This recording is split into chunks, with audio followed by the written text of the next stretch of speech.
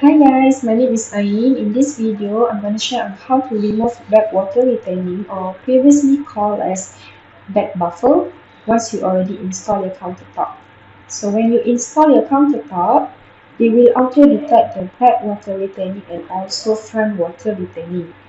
So how to edit or to remove, just click on your countertop, right click on countertop edit, and you will enter the setting.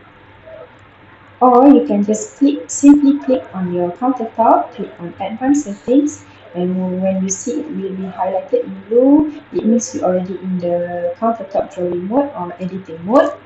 Okay, you click on advanced setting and you will see the countertop path for the front water retaining and back water retaining.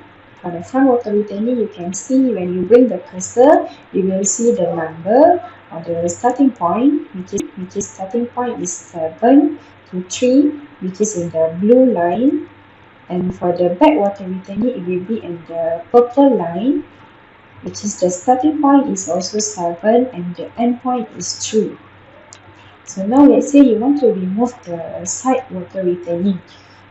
So you need to change to 1 and it will remove the side water retaining. How to change it back? Just click on advanced settings and you need to change the starting point to 7 and you will have your side water retaining. And how to remove the whole back water retaining? Just click on advanced settings, click on back water retaining and just simply click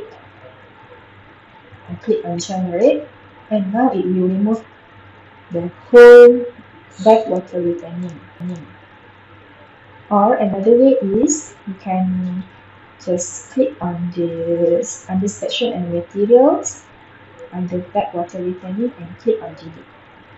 Click on confirm and it will remove the back water retaining.